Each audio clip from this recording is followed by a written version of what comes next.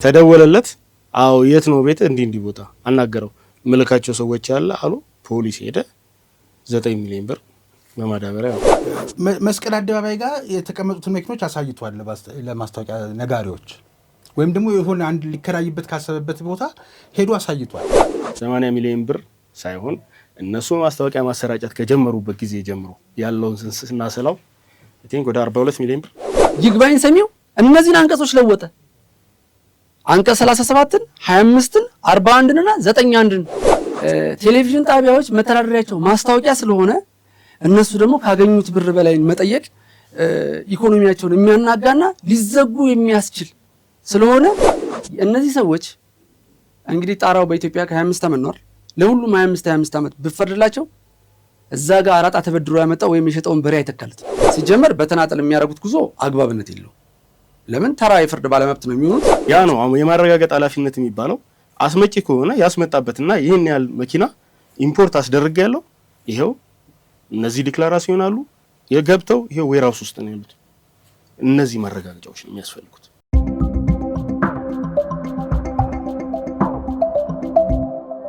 ጤና ይስጥልን ተመልካቾቻችን የባህቅና ሳቅ ሚዲያ ተዘጋጅቶ ወደ እናንተ የሚደርሰው የፌርማታ እንግዳ የተሰኘው መርሃ ግብራችን ነው ሰሞኑን የተሰማ አንድ መረጃ አለ በ1.7 ቢሊዮን ብር ማጭበርበር ወንጀል የተጠረጠሩት የፊንቴክ ኢንቨስትመንት መስራቾችና ታዋቂ አርቲስቶች ላይ ክስ ተመሰረተ እነርሱም ተያዙ የሚል ጉዳይ መረጃውን ምሩ ለማድረግ በፊንቴክ ኢንቨስትመንት ድርጅት አማካኝነት ከ1200 በላይ ዜጎችን በማጭበርበር 1.7 ቢሊዮን ብር ጉዳት አድርሰዋል የተባሉት የድርጅቱ መስራቾችና ተባባሪ አርቲስቶች ላይ ክስ መመስረቱን የኢትዮጵያ ፌዴራል ፖሊስ አስታወቀ ይላል። የድርጅቱ መስራችና ባለቤቶች የሆኑት ዳንኤል ዮሐንስ በቁጥጥር ስር ውለው ማረሚያ ቤት የሚገኙትና ግርማይ ገብረ ሚካኤል የተባሉት በአሁን ወቅት በክትትል ላይ የሚገኙት ግለሰብ ላይ በ19 የተለያዩ የወንጀል አይነቶች ክስ እንደተመሰረተባቸው ነው የኢትዮጵያ ፌዴራል ፖሊስ መረጃ የሚያመለክተው። በተመሳሳይ የማጭበርበር ወንጀል ሪከርድ አለባቸውም ተብለዋል። አሁን በክትትል ላይ የሚገኙት ግርማይ ገብረ ሚካኤል የተባሉት ሰው የህዝብን እምነት በመጠቀም ለድርጅቱ የተጋነነ ማስታወቂያ በመስራትና BYD ሶንግ ፕላስ የተባሉ የ8 ሚሊዮን ብር ዘመናዊ መኪኖችን በስጦታ በመቀበል የተጠረጠሩ ሰለሞን ቦጋለ፣ ሰራዊት ፍቅሬ፣ ዳንኤል ተጋኝ፣ አብርሃም ይግዛው፣ ይገረም ደጀኔ፣ መንሱር ጀማልና ካሊድ ናስር በቁጥጥር ስር ውለው ምርመራ እየተካሄደባቸው ሲሆን ፍርድ ቤት እስከ መጋቢት 30 ቀን 2018 ዓመተ ምህረት የጊዜ ቀነ ቀጠሮ ሰጥቷቸዋል የሚለው ከኢትዮጵያ ፌዴራል ፖሊስ ምንጭ እየተጠቀሰ በተለያዩ ብዙሃን መገናኛዎች ላይ ሲዘገብ ነበር።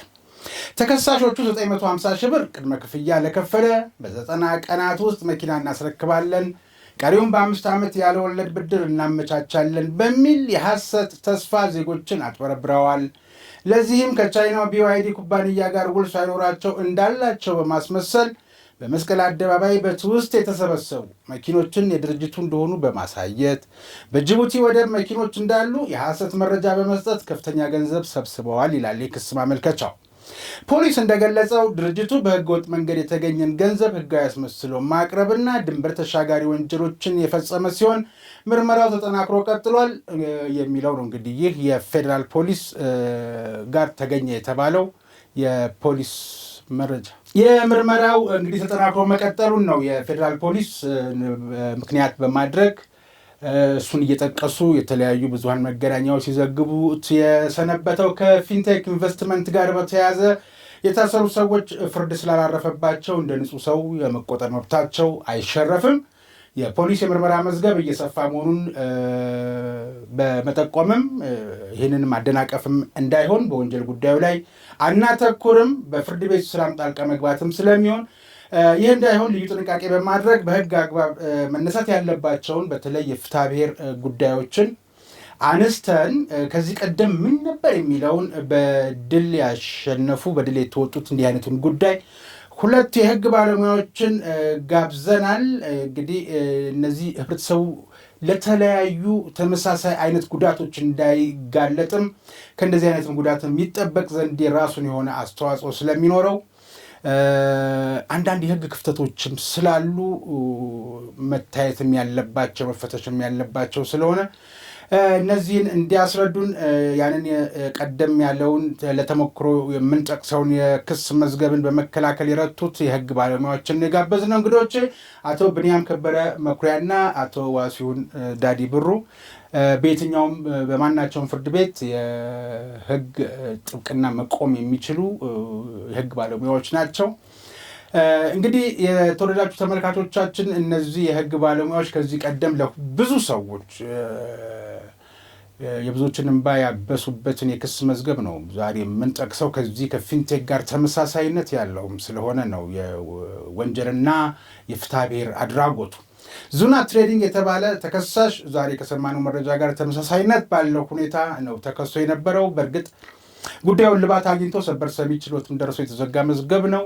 ግን እኛ ውይይታችን በሰበር መዝገቡ ላይም ስለሆነና ምን ያህል ተበዳዮች ነበሩ፣ ጉዳዩስ ምን ይመስል ነበር የሚለውን እናነሳለን። የህግ ክፍተቶችን ለመድፈን ለማሳየት እንሞክራለን።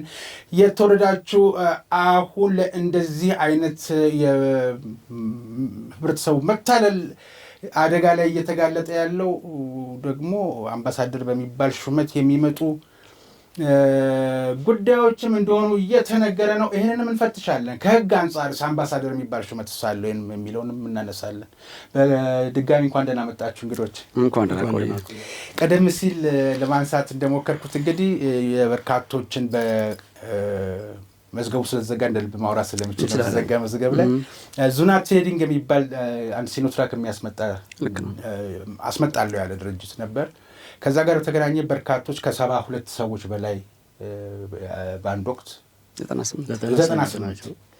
98 ሰዎች በላይ የሚሆኑ ተበዳዮች ነበሩ። የእነሱንም አብሳችኋል፣ መዝገቡንም በድል ተወጣችሁበታልና እስኪ ምን ይመስል ነበር? ከዛ እንነሳና ወደ ፊንቴክ ለመመለስ ለእርሶ ልስጥድል።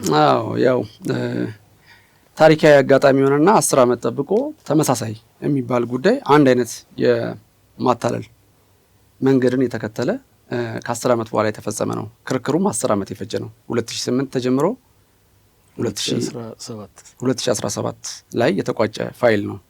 ይሄ ፋይል የዙና ትሬዲንግ አሁን የወንጀሉም ኦልሬዲ የተዘጋ ስለሆነ በዙናም በኩል 14 ዓመት ፍርደኛ ሆነው አሁን በማረሚያ ቤት ነው የሚገኘው። ይህንን የሰራው ሰው የማታለል ተግባሩን የፈጸመው ሰው ትልቁ ነገር ለተበላው ህብረተሰብ ወይም አሁን ገንዘቡ ለተወሰደበት በዚህ ውስጥ በ10 ዓመት ሂደት ውስጥ ምን አይነት ጠንካራ ነገሮች አሉ፣ ወንጀልና ፍትሐ ብሔሩን የተገኙ ግብአቶችን በዋነኝነት የወንጀል ምርመራ ሂደቱ በኋላ ላይ ዞሮ ዞሮ የፍትሐ ብሔር ግብአትነት ስለሚጠቀምበት ተከራካሪው ምን ማድረግ አለበት የሚለውን አመላካች ነገር እናሳያለን። ላልተበላው ህብረተሰብ ደግሞ ምን ጥንቃቄ ማድረግ አለበት፣ በተለይም እንደዚህ በብድር ወይም በፕሮሚስ የሚደረጉ በዚህ ጊዜ ትረከባለህ የሚባሉ እንትኖች ላይ ምን አይነት ጥንቃቄ ማድረግ አለበት የሚለውን ለተበላው አመላካች ነገር፣ ወደፊት ደግሞ እየተዘጋጀ ያለው ለሰሞነኛው ደግሞ ቀድሞውኑ ጥንቃቄ እንዲያደርግ አስተማሪ ይሆናል ብለን ስላሰብን ነው እኛም ጥሪያችሁን አክብረን በስቱዲዮአችሁ የተገኘ ነው። አመሰግናለሁ። እርስዎ ተጨማሪ አድርጉልኝ እዚህ ላይ እንደው ምን አይነት ባህሪ ነበረው ያለፈው መዝገብ የነበረው ባህሪ ምንድን ነው? ድርጅቱ ያው ንግድ ፍቃድ ያወጣ ድርጅት ነው። ዙና ትሬዲንግ በሚል የንግድ ስም ንግድ ፍቃድ አውጥቷል። ግን ንግድ ፍቃድ ያወጣው ያው የመኪና አስመጥቶ ለማከፋፈል በሚል ነው። ምንም መኪና አስገብቶ አያውቅም። ከህብረተሰቡ ገንዘብ ሲሰበስብ ከ80 ሚሊዮን ብር በላይ ህብረተሰቡን 50% ቅድሚያ ክፍያ በማስከፈል ከባንክ ጋር አስተሳስረን መኪና እናስረክባለን፣ በ3 ወር ጊዜ በ90 ቀን ውስጥ እናስረክባለን የሚል ውል እያስፈረመ 50% ከማህበረሰቡ ሰበሰበ ገንዘብ። ይህን የሰበሰበውን ገንዘብ እንግዲህ የከፈለው ሰው 3 ወር ሲሞላ ይጠይቃል።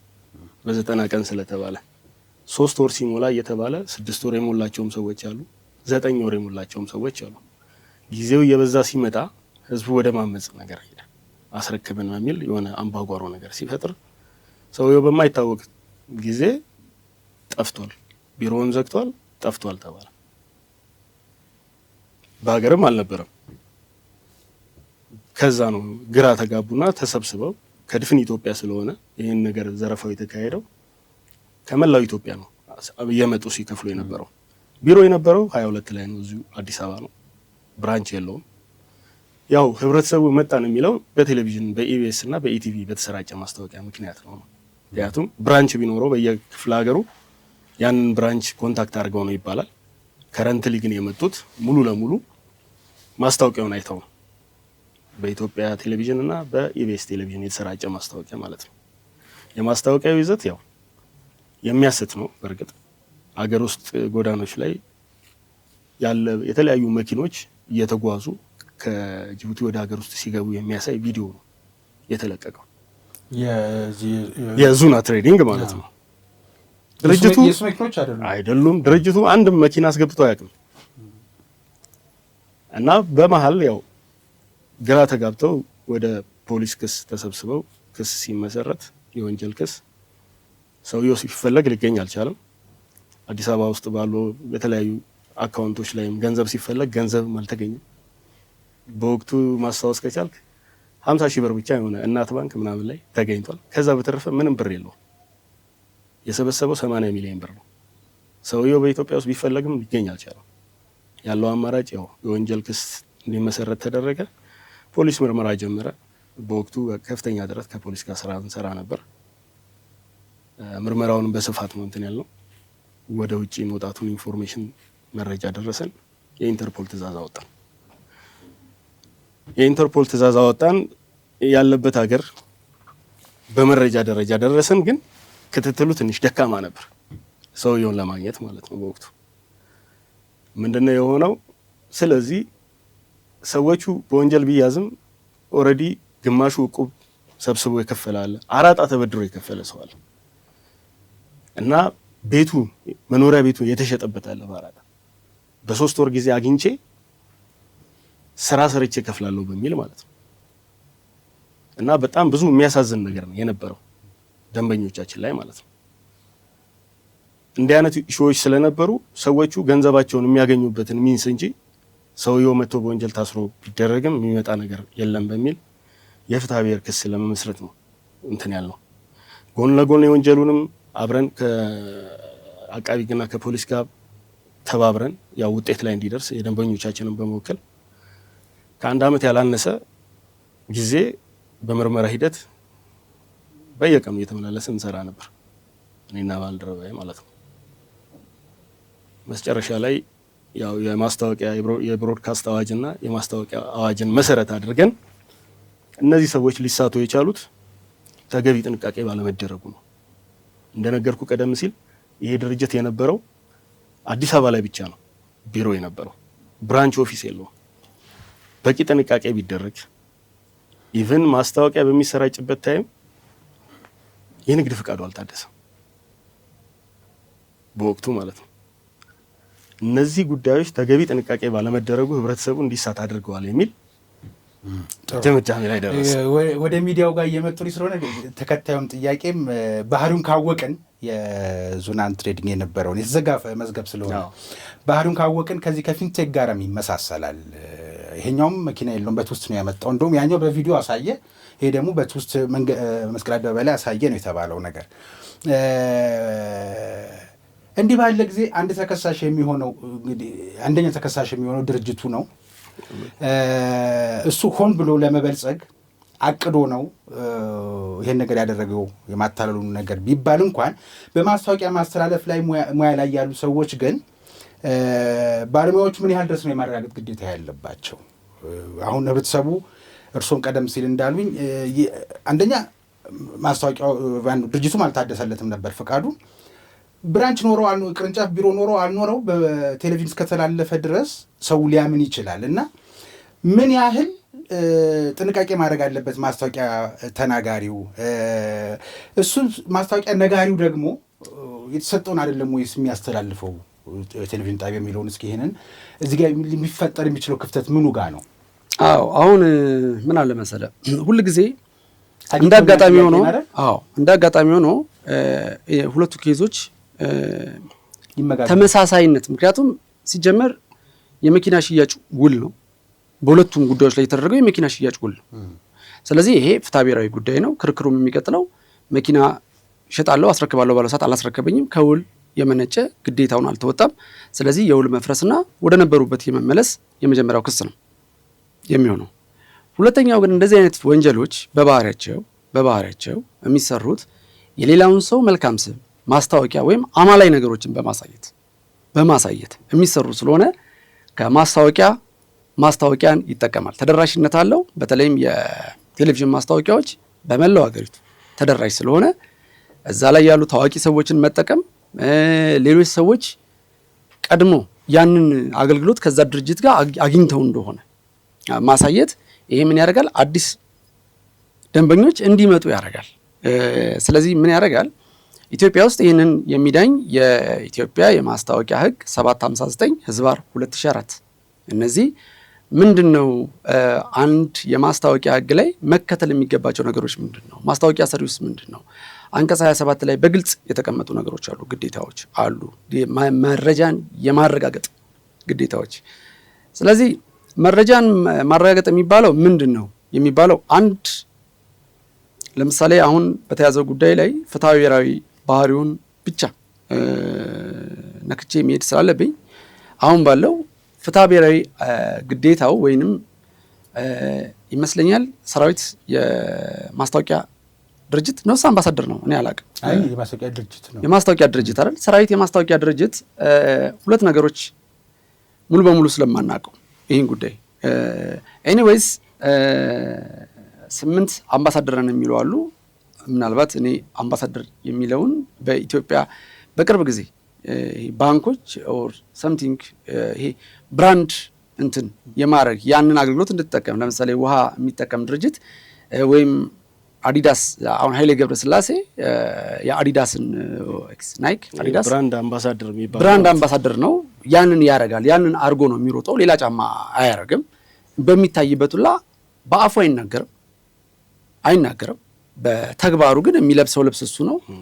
የውሃም ከሆነ ወይም ስፖርት አሰልጣኞች የሆነ ማስቲካን 90 ደቂቃ እስኪያልቅ ድረስ ማስቲካው ቢታኘክ አይሰለችም የሚለው ለማሳየት አሰልጣኞቹ የሆነ ማስቲካን ሲያኝኩ ታያል። ያ ምንድነው? ምንም ይሄ ማስቲካ ብሉ እንደዚህ አድርጎ አይሉ።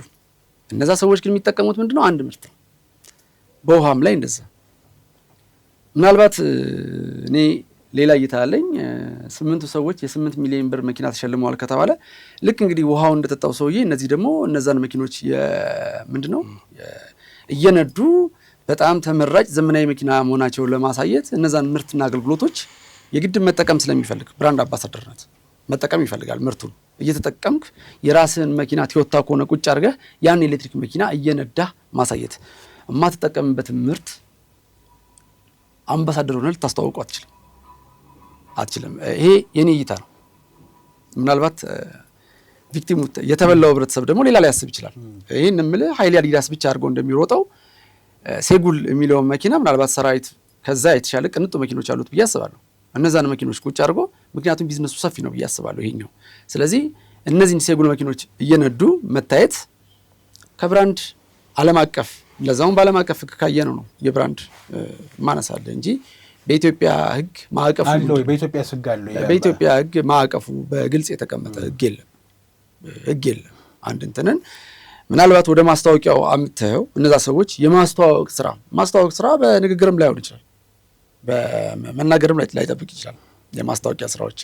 ስለዚህ ከዚህ አግባብ በማስታወቂያ አዋጁ ላይ ምክንያቱም መልካም ስም የምንላቸው የሚሰሩ የቴሌቪዥን ማስታወቂያዎች ላይ ፕሮግራሞች ላይ እናያቸዋለን። እነዚህ ሰዎች ልክ እንደ ፕሮሞተር ሆነው ይወጣሉ። ትንሽ ለየት የሚያደርጋቸው ምንድነው?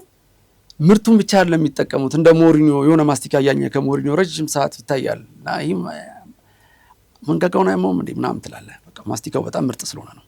90 ደቂቃ መታኘክ የሚችል ማስቲካ ነው። ይሄውም ትልቅ ፕሮሞሽን አይናገርም። ሞሪኒዮ ይሄ ማስቲካ ብሉ ምናምን እያለ ኃይሌ ገብረስላሴ አዲዳስን ብቻ ልበሱ ብሎ አንድም ቀን ተናግሮ ያውቅም። ግን በሜዳ ላይም በግል ህይወቱ ላይም ስታየው አዲዳስን ለብሶ ሲሮጥ ታየዋል። ይሄ ማለት አይን ላለው ሰው ሁላ ማስታወቂያ እየሰራበት ነው። ታዋቂነቱን ተጠቅሞ ኃይሌ ገብረስላሴ አዲዳስ ብቻ ብሎ ማስታወቂያ የሰራ ቀን የዛ ሰዓት ላይ ኦራልም ጨምሮበታል እንትን እያደረገ ነው ያለው። ስለዚህ እነዚህ ሰዎች የብራንድ አምባሳደርነትን የሚያዘልላቸው ነገር በተለያዩ ዝግጅቶች ላይ መጥተው ሲንቴክ ታማኝ ድርጅት መሆኑን ህዝቡ እንዲገዛ በጣም ምናምን እያሉ ይሄኛው ልዩ ማረጋገጫ የሚፈልጉ እንደ ማስታወቂያም ካየነው ልዩ ማረጋገጫ ይፈልጋል። ልዩ ማረጋገጫ ታማኝ መሆኑን ለምሳሌ ምን ያክል ከስተመሮች ተቀበለ? 1000 ምናምን። ከ1000 ምናምኑን እኛ ካለንበት ይሄው 500ዎቹን በዚህን ያክል ጊዜ ነው ያስረከባቸው በአጭር ጊዜ ብለህ በማስረጃ አሳይተህ ልታሳየው በማትችለው ነገር ላይ አምባሳደርነትህ ሊሚት አለው። የ8 ሚሊዮን ብር መኪና መንዳታቸው ልክ ነው፣ ምርቱን መጠቀም አለባቸው። ጥሩ ነው፣ እሱ ትክክል። እንደውም የድርጅቱን ለጋስነት የሚያሳይ ነው። ሜቢ የዘረፋ መንገድ መሆኑ እንጂ ወደፊት በህጋዊ መንገድ የሚሰሩ ድርጅቶች ለአምባሳደሮቻቸው ይህን የመሰለ ክብርን ሰጥተው ቢደረግ አገልግሎቱን እየተጠቀምከው ማስተዋወቅ አመዛዝ ነው ቢሆን ጥሩ ነው። ይሄኛው ከዘረፋ በጣም ብዙ እንደሚያተርፍበት ስለሚያውቅ አይ ነው መጠቀሙን ስፔሲፊካሊ አሁን ከመጠቀሙ ጋር ነው። ምርቱን መጠቀም እንደ ወንጀል የሚያዩ እንደ ወንጀል እያወሩት ያሉ ሰዎች ስላሉ ወይም እንደ ሙስና እያዩት ስላሉ ኃይሌ ገብረስላሴ ውድ ስኒከር ጫማዎችን ምናልባት የእሱ የሚለብሳቸው የመኪና ዋጋ ሊሆኑ ይችላሉ። የእሱ ጫማዎች ኢትዮጵያ ውስጥ በጣም ውድ የሚባሉ ጫማዎችን ብራንዶችን ነው የሚጠቀመው። ስለዚህ የአንድ ድርጅት በነፃ ሲሰጠው የኃይሌ ገብረስላሴን ታዋቂነት የዓለም አይኖች እሱ ላይ መሆናቸውን ከግምት በማስገባት ነው። እነዚህ ሰዎች ደግሞ የዓለም አይን ባይሆን የኢትዮጵያውያን አይን እነሱ ላይ ነው ያለው። ስለዚህ ከፕሮሞሽን አንጻር ችግር አልነበረው።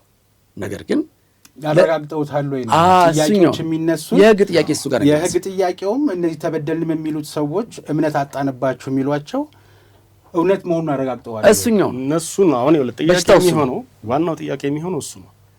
አምባሳደርነት ሪስፖንሲቢሊቲ ሊያመጣ ይችላል ወይ የሚለው እንግዲህ ቅድም እንደገለጸው እሱ አምባሳደርነት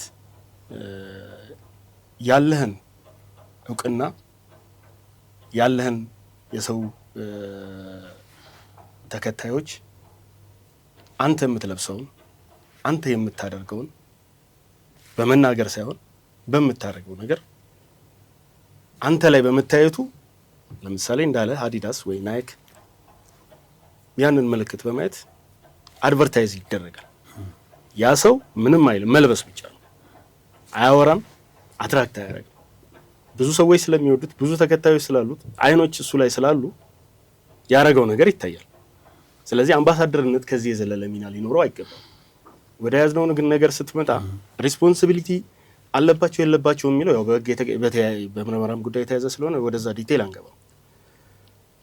ያረጉት ነገር ካለ ከዚህ በዘለለ ሊጠየቁ የማይችሉበት ሪዝን ይኖራል ብዬ አልኩት። ምክንያቱም የማስተዋወቅ ስራ ማረጋገጥ ይጠይቃል። ቀደም በጠቀሰላ አዋጅ 759/2004 ላይ በግልጽ የተቀመጠ ነገር አለ።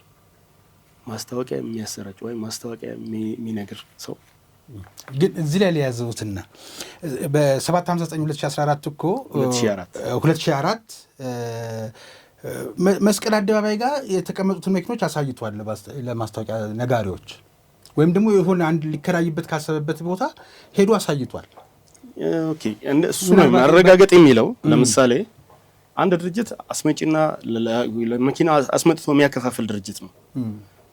የሆነ ዌራውስ ውስጥ ሌላ ድርጅት ያስመጣቸው መኪኖች ሊሆኑ ይችላሉ።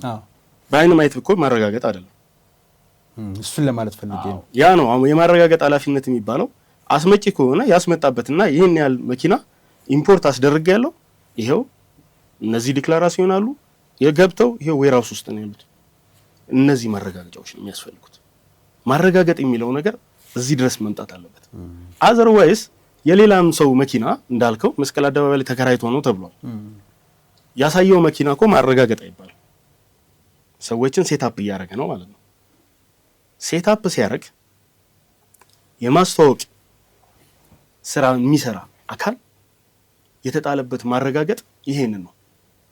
ሰዎች እሱ በሚያሰራጨው ማስታወቂያ እሱ በሚነግረው ነገር ተሳስተው ያንን ነገር እንዳያደርጉ ማለት ነው። ያንን አረገ ማለት አሰራጨ ማለት ሰውየው እንዳልከው ተከራይቶ ያመጣውን ንብረት መስቀል አደባባይ ላይ በትኖ አሳይቶ ሰዎች እንዲዘርፍ ካረገ ያንን ሳታጣራ ከገባ ኃላፊነት ሼር አድርገሃል ማለት ነው። ኃላፊነት ሼር አድርገሃል። አሁን ኃላፊነት ስንል የወንጀል ኃላፊነት አለ፣ የፍትሐ ብሔር ኃላፊነት አለ። አሁንም ወደ ወንጀሉ አልገባ። የፍትሐ ብሔር ኃላፊነት የሚለው ምንድነው? በህግ በግልጽ የተቀመጠ ከውል ውጭ ያለ ኃላፊነት። ለምሳሌ እነዚህ ሰዎች አሁን ወደ ተያዘው ጉዳይ አይደለም የምመጣው፣ ወደኛ ኬዝ ነው እመጣለሁ። በዙና ነው መነግረህ። ዙና ትሬዲንግ ላይ ዙና ትሬዲንግ የሚለው ካምፓኒ የሽያጭ ውል ነው የተፈራረሙ፣ የመኪና ሽያጭ ውል። ግማሽ ክፍያ ከፈሉት፣ ውል አሰረላቸው። ከ90 ቀን በኋላ አስረክባለሁ በሚል ነው ውል የተፈራረመው። ኢትዮጵያ ቴሌቪዥን እነዚህን ሰዎች አያውቃቸውም። ከነዚህ ሰዎች ጋር ምንም ግንኙነት የለውም።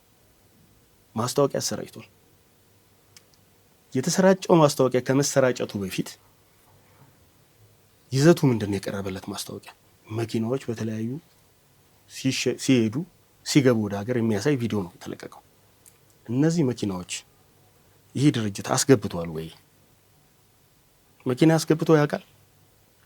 መጀመሪያ መነሳት ያለበት ከዛ ነው። ማረጋገጥ የሚለው ያለበት ማስታወቂያ አሰራጩ። ከማሰራጨቱ በፊት አዘጋጁም አሰራጩም ያዘጋጁና ሁለቱም ነው ሊያቢሊቲ የሚኖርባቸው። አዘጋጁ ካለፈ አሰራጩ ደግሞ ያያል። አሰራጩም ይሄን የማረጋገጥ ግዴታ አለበት። ሁለቱንም በአዘጋጁ ይሄን አረጋግጦ ማዘጋጀት አለበት፣ ኃላፊነት ይኖርበታል። አሰራጩም ይሄን ሳያረጋግጥ ካስተራጨው ይሄ ኃላፊነት ይኖርበታል። ሪስፖንሲቢሊቲ አዘጋጁም ላይ አሰራጩም ላይ ነው ያለው በማስታወቂያ አዋጁ።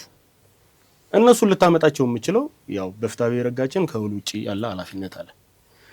ከውል ውጪ ያለ ኃላፊነት ላይ ኤግዛክት ፕሮቪዥኑ 255 በህግ የተቀመጡ ነገሮች በግልጽ በህግ ተደንግገው የተቀመጡ ነገሮችን መተላለፍ ጥፋት ነው ይላል። ከውል ውጪ ባለ ህግ ደግሞ ጥፋት ያጠፋ ሰው መካስ አለበት ይላል። የካሳው መጠን ምንድነው? እኩል ከደረሰው ጉዳት ጋር በእኩል ነው ይላል። ስለዚህ የኢትዮጵያ ቴሌቪዥን ኢቢኤስ ቴሌቪዥን ባሰራጩት ማስታወቂያ የማስታወቂያ አዋጁ በሚለው ማረጋገጥ ኃላፊነታቸውን ሳያረጋገጡ ስለሆነ ያስተላለፉት ግለሰቦቹ ሊከሱ የሚችሉት ከውል ውጪ ባለ ኃላፊነት ነው፣ ምንም ውል ስለሌላቸው። ስለዚህ ከውል ውጪ ባለ ኃላፊነት በግልጽ በማስታወቂያ አዋጁ የማረጋገጥ ኃላፊነት እንዳለባቸው ተቀምጦ ያለውን ህግ ተላልፈው ስላሰራጩ ጥፋት ሰርተዋል። ጥፋት የሰራ ሰው ከውል ውጪ ባለ ህግ ደግሞ ኃላፊነት አለበት። ኃላፊነት ካለበት የመካስ ግዴታ አለበት ለደረሰ ጉዳት ነው። ስለዚህ ሰውየው 80 ሚሊዮን ብር ነው ሉዝ አደረገን የተባለው የክሊያንቶቻችን 80 ሚሊዮን ብር ሳይሆን እነሱ ማስታወቂያ ማሰራጨት ከጀመሩበት ጊዜ ጀምሮ ያለውን ስናሰላው ወደ 42 ሚሊዮን ብር አካባቢ ነው የመጣው ሪስፖንሲቢሊቲያቸው የማስታወቂያ አሰራጩ ማለት ነው። ያው ዳይሬክትኛ ላይ የነበረው የዙናን ኬዝ ስለሆነ እየነገርኩ ያለሁት እና በዛ መጠን ክስ መሰረትን 42 ሚሊዮን አካባቢ ነው የመጣው። ክስ መሰረትን ኢንተርፖል ትእዛዝ አስወጥተን ነበር ብያለሁ። ኢንተርፖል ትእዛዝ አስወጥተን ግለሰቡን ያለበት ሀገር ታውቋል፣ ሊመጣ አልቻለም። ያው ከመንግስት ጋር ያለ ጉዳይ ሲሆን ማህበረሰባችን ትንሽ እንትን ያደርጋል፣ የሆነ የመፍራት ነገር አልነካካም የማለት ነገር አለ። ያው መንግስት በህግ ስለሆነ የሚመራው መከሰስ እንዳለበት መታየት አለበት በሚል እኛ ከሰስን፣ ኢቲቪን ኢቢኤስን ከሰስን። በዚሁ አጋጣሚ ሳምንት የቆየ አይመስለኝም። ሰውየውም በትእዛዙ መሰረት ከዱባይ ታስሮ መጣ። ሪስፖንሲቢሊቲ መንግስትም እንዳለበት አመለካች የሆነ ክስ ስላደረግን ማለት ነው። ሰውየው መጣ፣ የተገኙ ነገሮች ነበሩ። ከዛ በኋላ ወደ ክርክር ተሄደ። በወንጀል አክቹዋሊ እሱም ለሰራው የማጭበርበር ተግባር ምንም መኪና ሳያስገባ ገንዘብ ይዞ በመጥፋቱ ሁሉም የተበዳዮች ምስክርነት ሰጥተዋል። ፖሊስም ፍሬያማ የሚባል ውሳኔ ምርመራ መዝገብ አጣርቶ ፍርድ ቤት የወንጀል መዝገቡ ላይ 14 ዓመት እስራት ቅጣት ተወስኖበት። ይሄ ነገር መቆም የለበትም ወይ? አሁን እንግዲህ በጣም የሚገርመው እዚህ የፊንቴክ መኪና ማነው የወንጀል አድራጎት ውስጥ ተሳትፏል ከሚባሉት አንደኛው በአስካሉ ካን የሚባል ድርጅት ከፍተው ወደ አፍሪካ ወስዳቸዋለሁ ብለው ሲሉ የነበሩ አንድ ሰው ነበሩ። በርካታ በተለይ ከኢትዮጵያ ደቡባዊ አካባቢ ቤተሰቦቹ የሚደጉሙበት የሚተዳደሩበት የነበሩትን የእርሻ ከብቶች ሁሉ ተሸጦ ደናም መቋቋም ደረጃ ላይ የነበሩ በሙሉ ንብረታቸውን ሸጠው ገንዘባቸው ለዚህ ነገር አውለው ለመጥፎ ኪሳራ እንደተዳረጉ ነው በኢንተርፖል ውሳቸው የመጡት በነገራችን ላይ እና አሁንም እዛ ነገር ውስጥ አሻሽለው የገቡት እዛ ውስጥ ልክ ነው። ምንድነው አሁንም ቀጣይ እንዲያው ምንድነው መደረግ ያለበት የሚለውን በተለይ አሳሳቹን ነገር የሚያባብሱት ማስታወቂያ ነጋሪዎች ናቸው፣ ቴሌቪዥኖች ናቸው፣ ብዙሃን መገናኛዎች ናቸው ስለሚባል እኔ ለምሳሌ እኔ ድርጅት ውስጥ ሰራዊት ህጋዊ ፈቃድ ያለው ግብር ከፋይ ማስታወቂያ ሰራተኛ እንደሆነ አውቃለሁ። ለእኔ ድርጅት ቢያመጣልኝ ሰራዊትን አምነዋለሁ። ሰራዊት የእርስዎን ድርጅት ከሆነ ማስታወቂያ የሰራው ሁለታችሁ ጋር ነው መተማመኑ ያለው እንጂ እንዴት እኔ የኔ ጣቢያ ለምን ይጠየቅብኛል የሚለውንም ማንሳት ስለምፈልግ ነው። እስኪ እዚህ ላይ ይኸውልህ አሁን ምናልባት ይህን ፕሮግራም በዚህ በእናንተ ሚዲያ የሚያዩ ሰዎች ዙና ትሬዲንግ ብለናል አይደል? ከዙና ትሬዲንግ ደግሞ ሌላ ተመሳሳይ 400 ሰው ያለበት አማኑኤል አዲሱ የሚል ደግሞ ሌላ ድርጅት አለ። እሱም በአጋጣሚ ጠበቃው ነኝ ነበርኩኝ። አማኑኤል አዲሱ የሚባለው ተመሳሳይ የመኪና ጉዳይ ነው። እሱ አንድ ላይ ነው የተያዙት 2008 እንትን ላይ በአጋጣሚ ህብረተሰቡ እናውቃለን፣ ደሃ ሀገር ነው። ሞርጌጅ እንትናችን ደካማ ነው። ባንኮቻችን ስትሄድ ሰው ግለሰቦችን ባንኮች ስላጣ ነው። ሌላው ዓለም ላይ ስትሄድ ክሬዲት ካርዱን ተጠቅሞ ያንን አገልግሎት ነው ከግለሰቦች እየፈለገ ያለው።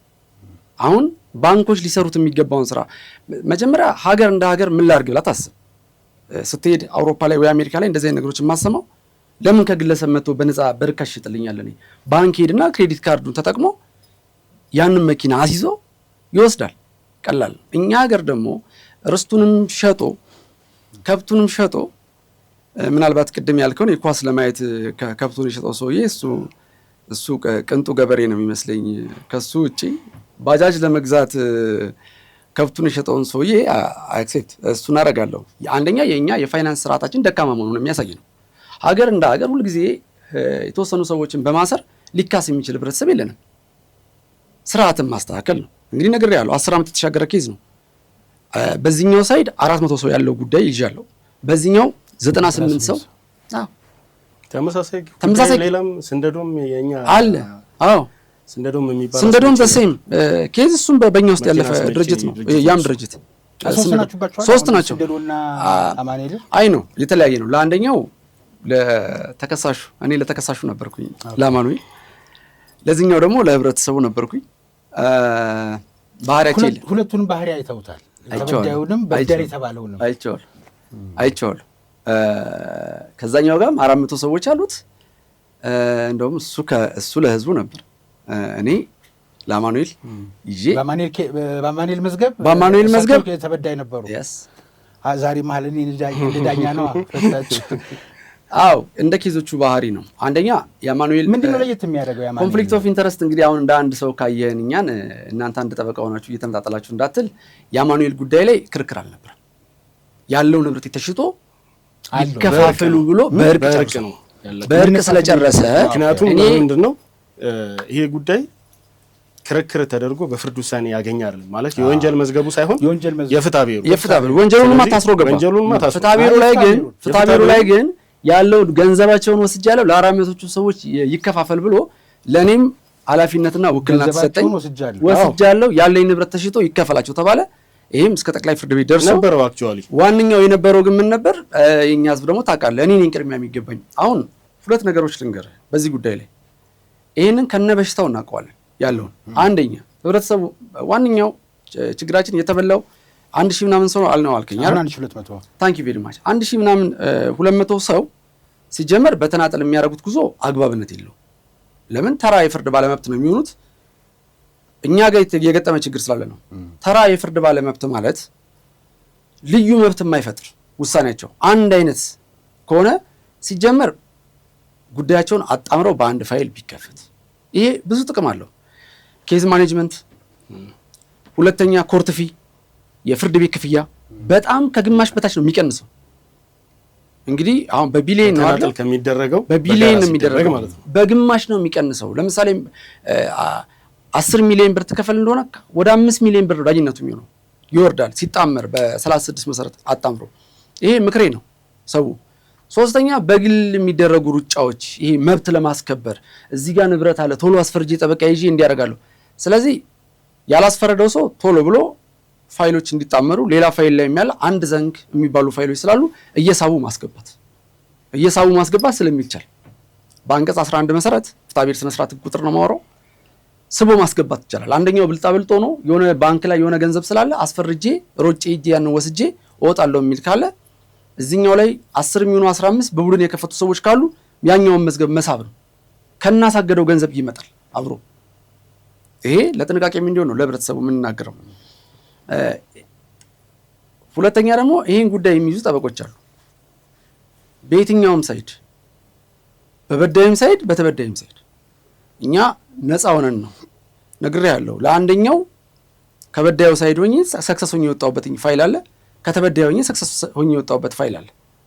ይሄ እንደ አንድ የህግ ባለሙያ ለይቶ አልቃሽ አይደለም የምንሆነው፣ መብት ነው።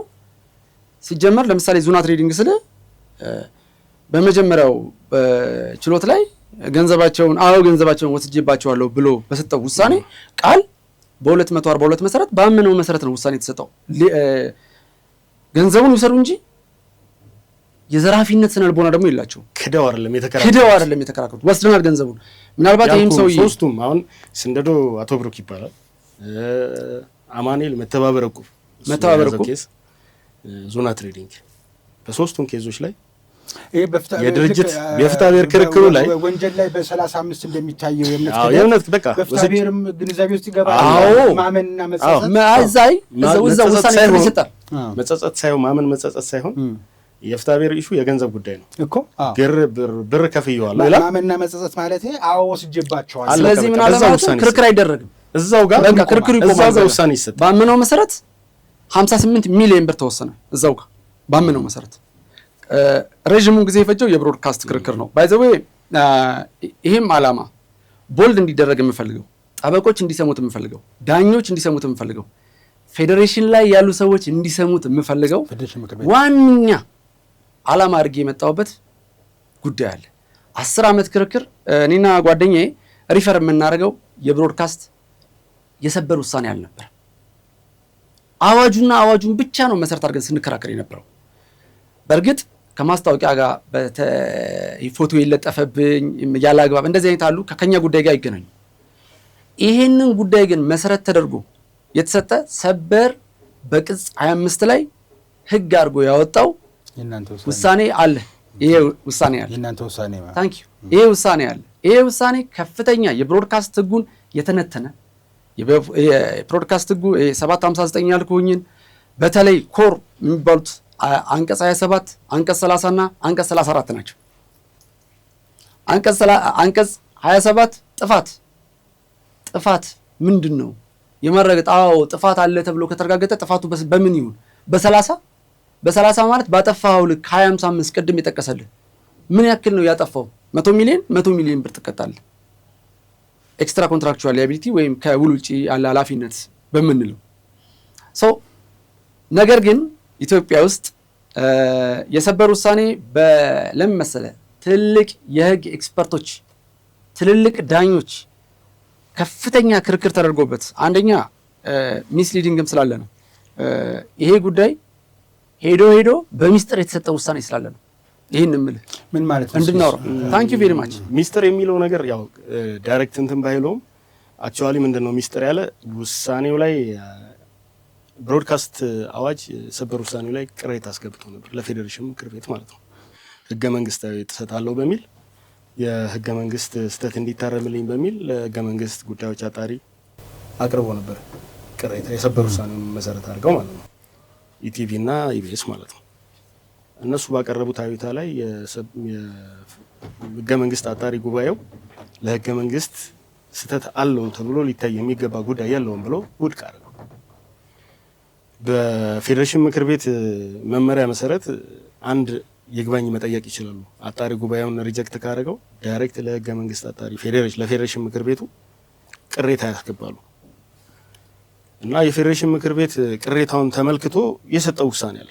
እንደዚህ አይነት ቅሬታዎች ተመልክተው እውነትም አጣሪ ጉባኤው ሪጀክት ያደረገው ወይም ደግሞ ውድቅ ያደረገው ውሳኔ ልክ አይደለም፣ መቅረብ አለበት፣ በህገ መንግስት ስህተት አለው፣ ማጣራት አለበት ከተባለ ተከራካሪ ወገን አለ፣ እኛ አለን፣ መጣራት ነበረብን።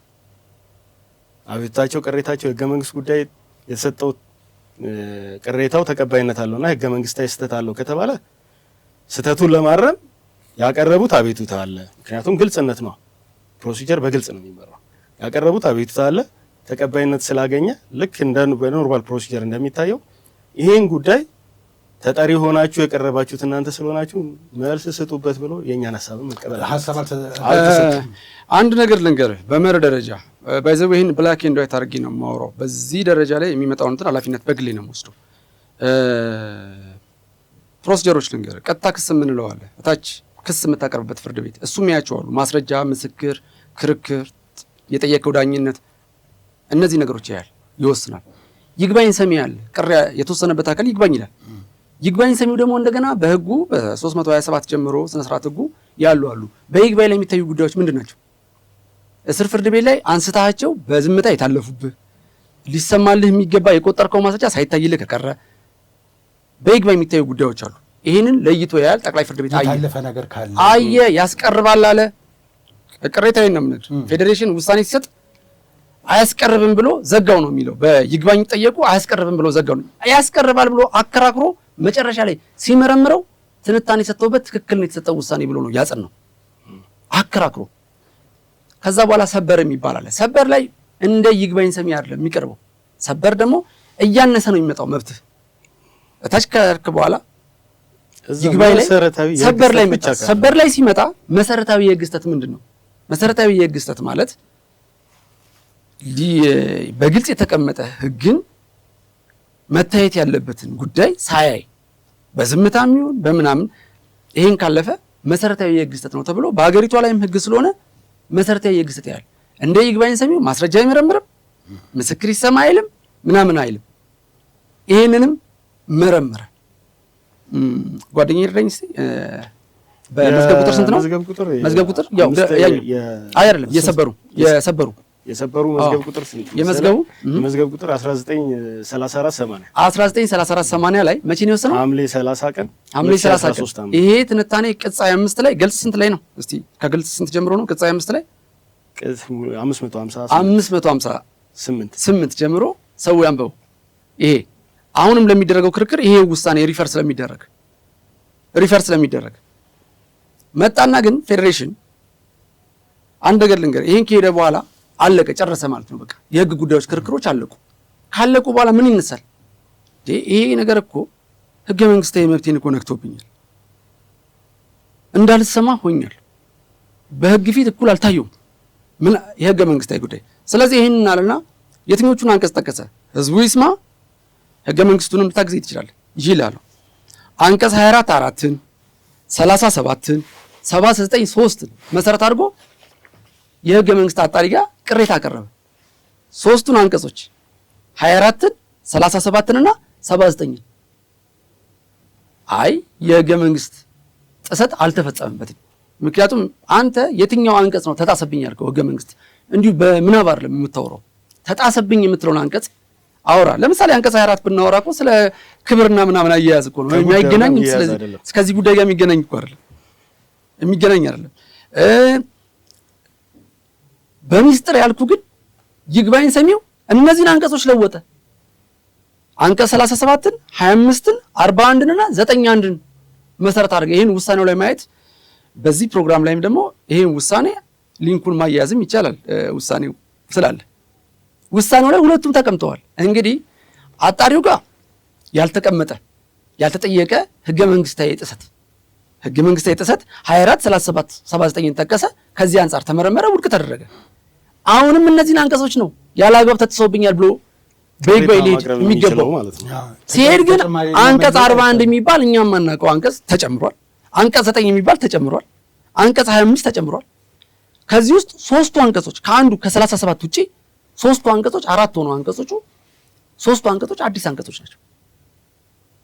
አዲስ አንቀጾች መጥተው ህገ መንግስት ተፈጽሞበታል ብሎ ሰጠ። እኛና ከመሰጠቱ ነው። ለምን ሲቀርብ ፕሮሲጀር አለው። መልስ ስጡበት ይባላል። በሚዲያ ላይ ሳይቀር ይለጠፋል። ሄደ መልስ ትሰጣለህ። እንዲህ ህገ መንግስታዊ ጉዳይ ተጥሷል። ለምሳሌ አንቀጽ 41 ሽሮታል። ይሄን ውሳኔ ሚዲያዎች ሊጠየቁ አይገባም ብሎ አሁን ነገ በዚህ ጉዳይ ላይ የቢሊየን ጉዳይ ነው አይደል? ነገ መጥቶ ኢቢኤስን ኦር ሰንበዲን ሚዲያ ሲጠቅሰው ይሄንን የፌዴሬሽን ቁጥሩ ንገረኝ ይሄንን የፌዴሬሽን ይኸውልህ 6ኛ የፓርላማ ዘመን 5ኛ ዓመት የሥራ ጊዜ 1ኛ መደበኛ ጉባኤ ላይ መስከረም 28 2018 መዝገብ ቁጥር በመዝገብ ቁጥር 674/15 በሰጠው ውሳኔ የፌዴሬሽን ምክር ቤት የሰጠው ውሳኔ ማለት የሚዲያ አካላት አይጠየቁም የሚል ሰበር ሰሚ ችሎት ኤክስትራ ኮንትራክቹዋል ሊያቢሊቲ አንድ ሰው በሚዲያው ላይ ሚዲያ ማለት ይሄ ቅዱስ የምትለው አይደለም ይሳሳታል፣ ይታረማል። ቢዝነስ ፈርም እስከሆነ ድረስ ይታረማል፣ እንዲያርም ይጠየቃል። የተቋቋመበት እንደው ትንታኔውን ልንገርህ 9 ገልጽ ነው የፌዴሬሽን ምክር ቤት የሰጠው ውሳኔ። ከ9ኙ ገልጽ 8 ተኩሉ ሰበር ሰሚ ችሎት የሰጠውን ውሳኔ በልዩነት እሱን ገልብጦ ግማሽ ገልጽ አትሞላም የህገ መንግስት ትንታኔ አላት። ስለዚህ አንቀጽ 41 ነው። አንቀጽ 41 ማለት ምን ማለት ነው? ዜጎች ባመኑበት የሥራ ዘርፍ የመሰማራት መብት አላቸው ነው። ሲጀመር ከለከሉም አልተነካም አይደለም። ትርጉም እንስተው ካልን ህገ መንግስት ነው የሚተረጉመው አይደል? ዜጎች ነው የሚለው። ስለዚህ ኢትዮጵያዊ መሆን አለበት ማለት ነው ይሄን መብት ለመጠቀም 41 እንደ ህገ መንግስት ትርጉም ዜጎች ለምን ህገ መንግስት ትርጉም yes ይሄንን እኛን መልስ ስጡ ብሎ ቢሆን 41 የሚለው ማንኛውም ኢትዮጵያዊ ዜጋ ኢትዮጵያዊ መሆንን ይጠይቃል። ሪኳየርመንት አለው። አየህ ይሄው ማንኛውም ኢትዮጵያዊ በአገሪቱ ውስጥ በማንኛውም ኢኮኖሚ እንቅስቃሴ የመሰማራትና ለመተዳደሪያው የመረጠውን ስራ የመስራት መብት አለው ነው የሚለው። ስለዚህ ምንድነው ማለት ነው? ኢቢኤስ እኮ ዋንኛ ክርክሩ ምንድነው? እኔ ኢትዮጵያዊ አይደለሁም ውጭ ሀገር ተቋቁሞ የመጣው ድርጅት ነኝ መቃወሚያ ያደረገው እሱን ነበር አይደለ? ይሄ ህግ እንኳን ኢምፕሊመንት አይደረግም ዜጎች ላይ የሚገድብ ነው ከተባለ ኢቢኤስ ላይ ኢምፕሊመንት ሊደረግ አይገባም ነበር። ፌዴሬሽን ምክር ቤት ማድረግ አይጠበቅበትም ነው። ይሄንን አንቀጽ ነው ያደረገው። ሲጀመር ይሄንን አንቀጽ ለማስገባት አንድ አካል እናንተ በዚህ ዘርፍ ላይ መሰማራት አትችሉም፣ ምን ነው እናንተ ኢትዮጵያዊ አይደላችሁ፣ አሁን እንዴት አንሰማራም ብሎ ህገ መንግስታዊ ትርጉም ልጠይቅ ትችላለህ። ስለዚህ ዜጎችን በማንኛውም ዘርፍ የመሰማራት መብት አላቸው ብሎ ትርጉም ይሰጥልሃል። በዘርፉ ላይ እንዳይሰማሩ የከለከላቸው አካል የለም። ተቋቁሞ ድርጅት ሆኖ እየሰሩ ናቸው ያሉት። ነገር ግን ድርጅት ሆኖ በሰሩት ጥፋት አትጠየቁም ለማለት ይህንን አንቀጽ ተጠቅሞ ሽሬዋለሁ ማለት እንደዚህ በቢሊየን ደረጃ ሲመጣ ይህን የምነግራቸው ጠበቆች እንዲረቱበት ነው። ሚዲያው ላይ ያሉ ለሚዲያዎቹ ተከሰው ሲቀርቡ ይህን አንቀጽ ፌዴሬሽን ሚዲያዎች አይጠየቁም ብሎ የሰጠው ውሳኔ አለ ብለው ተከራክረው ይርቱበት። በአሁኑ አብሮ ተጠረጠረ የተባለው ሚዲያ አባይ ነው አይደለም? አባይም ሌላ ሚዲያዎች አሉ። አሁን ኦፊሻሊ ምናልባት ባለኝ መረጃ ቀድሞም የነበሩ ሚዲያዎች አሁን ክርክር ላይ ነበሩ ያሉም ይመስለኛል። እስቲ ወደፊት እናየዋለን። እንደ ጠበቆቹ እንትን ነው። ግን አንድ ውሳኔ ሲሰጥ እኔ ምናልባት ዛሬ ቀኑም የስራ ቀን ነው አይደል? ችሎትተን ስንመጣ ከግል ጥቅማችን ሀገሪቷ ላይ የምንሰራቸው ስራዎች የምንሰጣቸው የህገ መንግስት ትርጉም ጠቅላይ ፍርድ ቤት በሚታይ በኮንፊደንስ ደረቱን ነፍቶ ሰበር ሰሚ ችሎት መጽሐፍ ላይ ያሳተመው የሚያሳይ ለምንድን ነው? እንድታነበው፣ እንድትማር፣ አስተማሪ እንዲሆን ነው፣ እንድትጠቅሰው፣ እንድትከራከርበት ነው። ለምን ቅጽ 25 ላይ ተማሩበት፣ ይህንን ጠቅሳችሁ ተከራከሩበት።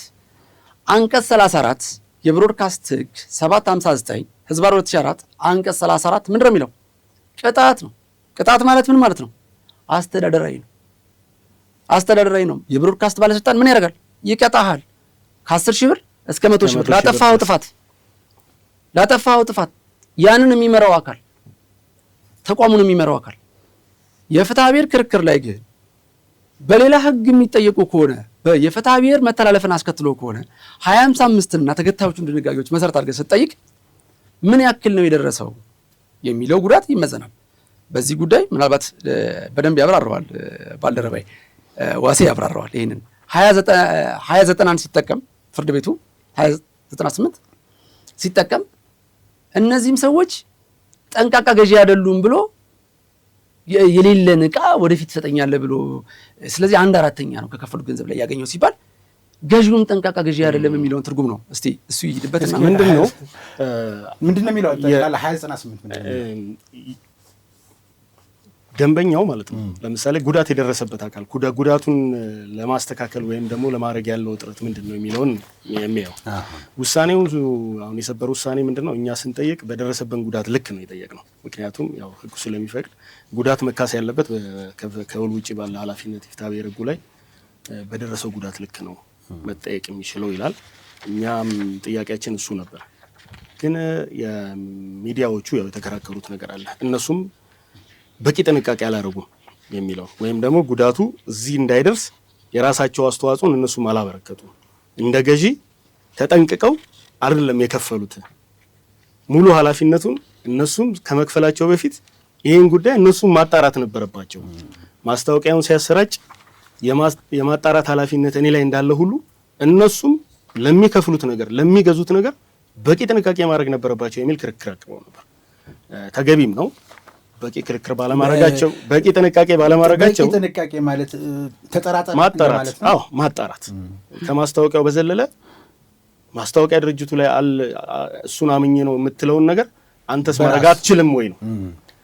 ያንን ከመክፈል በፊት ዳይሬክት ከምትከፍለው ከሚያቀርበው ማኪና አመጣለሁ ካለው ድርጅት ጋር ያለህን ሪሌሽን ገንዘብ ከመክፈል በፊት እስቲ ፍቃድ ከዚህ በፊት ያስመጣባቸው ዶክመንቶች አሉ ወይ ያው ለሪሌሽን ንጹህ ሆኜ አምኜ እንደከፍል እነዚህ አሉ ወይ የሚሉ ጥያቄዎችን ገዢዎች ማንሳት ይጠበቅባቸዋል። እግረ መንገዳችንን ለወደፊትም ጥንቃቄ ማድረግ አለባቸው። ይህንን መሰረት አድርጎ ግን የሰበር ውሳኔው ከከፈሉት 1/4 ነው ማስታወቂያ ድርጅቶች ላይ እንዲከፍሉ የወሰነባቸው። ከደረሰው ጉዳት 1/4 ማለት 3/4ውን ባለቤቱ ባለመጠንቀቁ የመጣ ጉዳት ስለሆነ ራሱ ይቻል ብሎታል ማለት ነው። 1 ሚሊዮን ብር የከፈለን ሰው 250 ሺህ ብር ነው የማስታወቂያ ድርጅት እንዲከፍል የተወሰነው በሰበር ውሳኔ። ይሄንን ውሳኔም ነው አሁን ፌዴሬሽን ምክር ቤት ሽሮታል ያለው። ወደ ፌዴሬሽን ምክር ቤቱ ልምጣል። ምንድነው የፌዴሬሽን ምክር ቤት እንዳልኩ ያው የህገ መንግስት ጉዳዮችን ነው የሚያጣራው። የህገ መንግስት ስህተቶች ሲኖሩ ለማናቸው የሚያጣሩት ነው። አሁን አጣሪ ጉባኤ አለ። ብዙ ሰዎች አሉ አይደለም ባለኝ መረጃ አሉ ከውጭ የሚጋበዙ ማለት የህግ እውቀት ያላቸው አጣሪዎች እዛ ፌዴሬሽን ምክር ቤት ውስጥ ቋሚ ያልሆኑ አሉ። አሁን እኛ ህግ እውቀታቸው ከፍተኛ ደረጃ ያለው እነሱ እንዴት አለፈው? አሁን ልንገርህ እነሱ ውድቅ አድርገውታል። ይኸውልህ ትልቆቹ ኤክስፐርቶችን አልፏል።